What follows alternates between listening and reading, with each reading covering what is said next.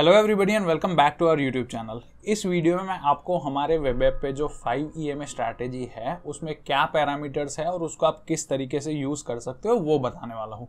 Web app का एक walk through वाला वीडियो ऑलरेडी चैनल पे आ चुका है। अगर आपने वो नहीं देखा, पिन्ड कमेंट और डिस्क्रिप्शन में मैं उसके लिंक लगा रहा हूँ, आप वहाँ से वो वीडियो जाके चेकआउट कर सकते हो।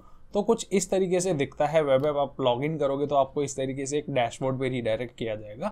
अब मार्केट प्लेस में आपको ऑप्शन स्ट्रैटेजी बिल्डर और 5 EMA इस तरीके से दो स्ट्रैटेजीज दिखने मिलेगी और नीचे ऑप्शन स्ट्रैटेजी बिल्डर को यूज किए हुए सारे स्ट्रैटेजीज के आपको जनरल जो भी स्ट्रैटेजीज होती है, strangle, straddle, bull call spread, bear call spread, ratio spreads, ये सारी स्ट्रैटेजीज के टेम्पलेट्स मिल जाएंगे।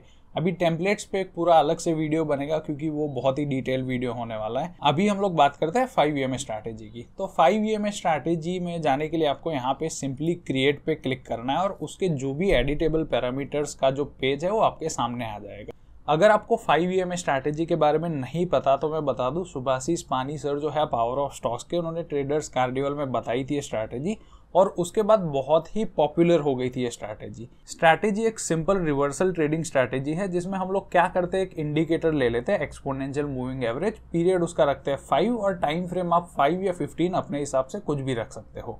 अब इसमें हम लोग एक ऐसी कैंडल ढूंढते हैं जो 5 EMA को टच ना कर रही है। अगर वो कैंडल 5 EMA के ऊपर बन रही है, मान लो कि ऐसी कोई कैंडल बनी जिसका लो 5 EMA को टच नहीं कर रहा हो, तो वो हो जाएगी हमारी शॉर्ट की अलर्ट कैंडल। जैसे ही उस कैंडल का लो ब्रेक होता है, हम लोग एक शॉर्ट पोजीशन बनाते हैं उस कैंडल के हाई को स्टॉप लॉस रख के, और उसके बाद आप ट्रेलिंग SL या फिर टारगेट पे अपनी पोजीशंस को स्क्वायर ऑफ कर सकते हो। सिमिलरली लॉन्ग ट्रेडिंग सेटअप के लिए हम लोग ऐसी कैंडल ढूंढेंगे जिसका हाई 5 EMA को टच ना कर रहा हो। उसके बाद हाई ब्रेक होते ही हम लोग एक लॉन्ग पोजीशन बनाएंगे, लो पे अपना स्टॉप लॉस रखेंगे और उसके बाद SL को या तो ट्रेल कर सकते हैं या फिर टारगेट पे अपनी पोजीशन को स्क्वायर ऑफ कर सकते हैं। अब इस स्ट्रैटेजी को ऑटोमेटेड तरीके से फॉलो करने के लिए आप ये वेब ऐप का यूज कर सकते हो। किस तरीके से, चलिए देखते हैं। सबसे पहले आपको क्या सिलेक्ट करना है कि आपको कौन से सेगमेंट में ट्रेड करना है। यहाँ पे आपके पास स्टॉक्स और इंडेक्स ऑप्शंस दो सेगमेंट अवेलेबल है। अभी मैं इंडेक्स ऑप्शन सिलेक्ट कर लेता हूँ। उसके बाद आपको पूछेगा कि भाई कौन सी इंडेक्स के ऑप्शन सिलेक्ट करने हैं। आपके पास 3 ऑप्शन है, निफ्टी, बैंक निफ्टी और फिन निफ्टी। अभी मैं आपको यहाँ पे बैंक निफ्टी सिलेक्ट करके दिखा देता हूँ, ठीक है। उसके बाद आ जाएगा कि भाई अगर बैंक निफ्टी पे सिग्नल बनता है तो आपको कौन से ऑप्शन में ट्रेड करना है। तो यहाँ से आप ऑप्शन सिलेक्ट कर सकते हो। अगर आप चाहते हो कि उस वक्त जो एट दी मनी चल रहा हो उस पर ट्रेड करना है तो ATM 0 सिलेक्ट कीजिए। अगर आप चाहते हो कि 100 point out of the money तो OTM 100 सिलेक्ट कीजिए। अगर आप चाहते हो कि 400 पॉइंट इन दी मनी में ट्रेड हो तो ITM 400 आप सिलेक्ट कर सकते हो। अभी मैं ATM 0 जो बाय डिफॉल्ट सिलेक्टेड वैल्यू है वही रहने दे रहा हूँ। नेक्स्ट आपके पास जो चॉइस आ जाती है that is for selecting the expiry, कि भाई आपको कौन सी एक्सपायरी का ऑप्शन ट्रेड करना है। इसमें आपके पास आ जाएगा करंट वीक, नेक्स्ट वीक, उसके बाद वाली वीक और उसके भी बाद वाली एक वीक, मतलब वीक +2 एंड वीक +3। अभी अगर आपको करंट वीक के ऑप्शंस में ट्रेड करना है तो आप यहाँ पे सिंपली करंट वीक सिलेक्ट कर दीजिए। तो इसमें जो भी ट्रेड्स आएंगे वो इसी वीक की एक्सपायरी वाले ऑप्शंस में आएंगे। नेक्स्ट आपके पास जो ऑप्शन आता है that is for option buying and option selling. अगर आपको बाइंग करनी है, बाइंग बाय डिफॉल्ट सिलेक्टेड है। अगर आपको ऑप्शन सेलिंग करनी है आप ऑप्शन सेलिंग सिलेक्ट कर सकते हो। ऑप्शन बाइंग में अगर मान लो शॉर्ट सिग्नल आता है तो पुट ऑप्शन बाय होगा, और अगर आपने ऑप्शन सेलिंग सिलेक्ट कर रखी है तो पुट ऑप्शन बाय करने के बदले वो वहां पे कॉल ऑप्शन सेल कर देगा and vice versa for long set. तो ये पैरामीटर्स से हमारे इंस्ट्रूमेंट्स तो सिलेक्ट हो गए। अब हम लोग आगे बढ़ते हैं एंट्री पैरामीटर्स पे। तो सबसे पहले हमारे पास मूविंग एवरेज का टाइप सिलेक्ट करने का ऑप्शन आ जाता है। जो ओरिजिनल स्ट्रैटेजी थी उसमें 5 EMA यूज कर रहे थे, EMA बाय डिफॉल्ट सिलेक्टेड रहेगा। लेकिन अगर आपको सिंपल मूविंग एवरेज या डबल एक्सपोनेंशियल या ट्रिपल एक्सपोनेंशियल करना है तो वो चॉइस आपके पास इसमें अवेलेबल है। अभी मैं इसको बाय डिफॉल्ट EMA ही रहने दे रहा हूँ। नेक्स्ट आपको उस मूविंग एवरेज का एक पीरियड सिलेक्ट करना पड़ेगा। डिफॉल्ट स्ट्रैटेजी में 5 पीरियड का मूविंग एवरेज था, यहाँ पे मैं 5 एंटर कर देता हूँ। अगर आपको इसको बढ़ाना या घटाना है तो आप वो यहाँ से चेंज कर सकते हो। नेक्स्ट हमारे पास आ जाता है कि भाई कौन से टाइम फ्रेम पे हमको ट्रेड करना है। तो इसमें हमारे पास ऑप्शंस है 1 मिनट, 3 मिनट, 5 मिनट, 10 मिनट, 15 और 30। अब जो ओरिजिनल सेटअप था उसमें 5 मिनट पे शॉर्ट ट्रेड्स थे और 15 मिनट पे लॉन्ग ट्रेड्स थे। तो मैं यहाँ पे बाय डिफॉल्ट 5 मिनट सेलेक्ट कर रहा हूँ। अब इसके बाद होता क्या है कि जब आप 5 मिनट या 15 मिनट ऐसा कुछ टाइम फ्रेम सिलेक्ट करते हो तो उसमें किस टाइप की कैंडल बनेगी वो पक्का नहीं होता। मतलब काफ़ी बार ऐसा होता है कि बहुत छोटी कैंडल बन जाती है, काफ़ी बार अगर कुछ इवेंट या कुछ न्यूज़ या वॉल्यूम स्पाइक आ जाता है तो बहुत बड़ी कैंडल्स भी बन जाती है। तो कैंडल की साइज को आप एक लिमिट कर पाओ, उसके लिए मैंने आपको यहाँ पे मिनिमम और मैक्सिमम अलर्ट कैंडल साइज का ऑप्शन दे रखा है, जिसको आप पॉइंट्स और परसेंटेज दोनों में स्पेसिफाई कर सकते हो। मैं यहाँ पे अभी आपको पॉइंट्स में स्पेसिफाई करके दिखा देता हूँ कि भाई मैं बोलता हूँ कि 10 पॉइंट से छोटी कैंडल अगर बनती है अलर्ट कैंडल तो मुझे उस पर ट्रेड नहीं करना। दैट्स वाई मैंने मिनिमम में क्या डाला 10। और अगर 100 पॉइंट से बड़ी कैंडल बनती है तो भी मुझे उसमें ट्रेड नहीं करना। अब बड़ी कैंडल्स में प्रॉब्लम क्या होगी कि आपको स्टॉप लॉस कहाँ रखना है, लो पे ट्रेड लिया तो हाई पे एसएल रखना है, हाई पे ट्रेड लिया तो लो पे एसएल रखना है। Now this will create a problem. अगर आपकी कैंडल बहुत बड़ी बनती है तो it is very important to limit the size of our alert candles. 100 point से बड़ी अगर कैंडल बनती है तो उसको सिंपली इग्नोर कर देगा हमारा सिस्टम, उसमें कोई ट्रेड नहीं उठाएगा।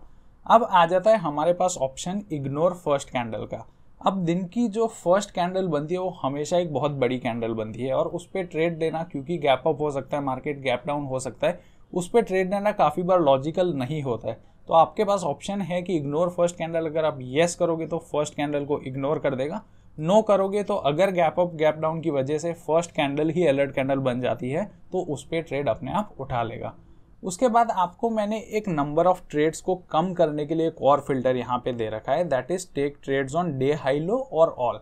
अब काफ़ी बार होता यह है कि डे हाई या डे लो पे अलर्ट कैंडल्स बनती है, उनकी एक्यूरेसी बहुत ज़्यादा बढ़ जाती है। तो आप उसमें ये ऑप्शन का यूज़ कर सकते हो डे हाई लो का। ये अगर कैंडल आपकी अलर्ट कैंडल का हाई डे हाई के आसपास बनता है या फिर अलर्ट कैंडल का लो डे लो के आसपास बनता है तो ही उसमें ट्रेड उठाएगा, अदरवाइज उसको प्लेन सिंपल इग्नोर कर देगा। नेक्स्ट आपके पास चॉइस आता है कि अगर आपको सिर्फ लॉन्ग ट्रेड्स लेने हो या सिर्फ शॉर्ट ट्रेड्स लेने हो या फिर आपको दोनों ही ट्रेड्स लेने हो।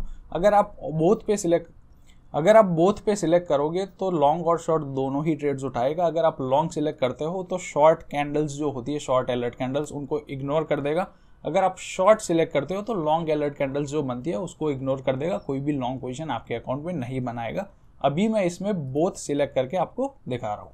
इसके बाद जब एंट्री करने की बात करते हैं तो हमारे पास क्वेश्चन आता है कि भी कितनी क्वांटिटी से आपको एंट्री करनी है। याद रखो आपको इसमें नंबर ऑफ लॉट स्पेसिफाई करना है। मतलब अगर आपको एक लॉट से ट्रेड करना है तो आप यहाँ पे 1 स्पेसिफाई करो, नॉट 15 और 50 और 40 जो कि लॉट साइज होती है वो स्पेसिफाई नहीं करनी है। ठीक है, तो यहाँ पे अगर मैं 4 लॉट रखता हूँ तो बैंक निफ्टी का एक लॉट होता है 15 का। दैट मीन्स हमारे टोटल क्वांटिटी जो ट्रेड होगी वो 60 क्वांटिटी ट्रेड होगी यहाँ। नेक्स्ट जो ऑप्शन आता है दैट इज मैक्स ट्रेड्स का ऑप्शन। आपको अगर अपने नंबर ऑफ ट्रेड्स लिमिट करना है, क्योंकि काफ़ी बार वॉलेटिलिटी की वजह से बार बार सिग्नल्स आते रहते हैं, बहुत सारे ट्रेड्स हो जाते हैं, जिसकी वजह से सारा जो भी प्रॉफिट होता है वो ब्रोकरेज या टैक्सेस में चला जाता है। तो आप यहाँ से नंबर ऑफ ट्रेड्स लिमिट कर सकते हो।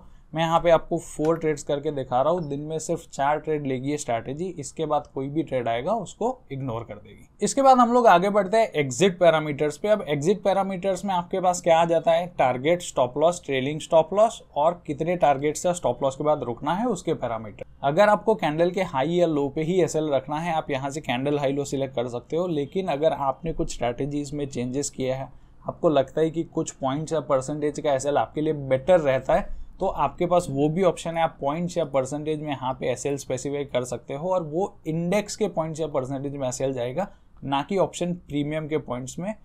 नेक्स्ट जो हमारे पास टारगेट के ऑप्शन में आता है कि एसएल मल्टीप्लायर, मतलब कि स्टॉप लॉस के हिसाब से टारगेट रखना है।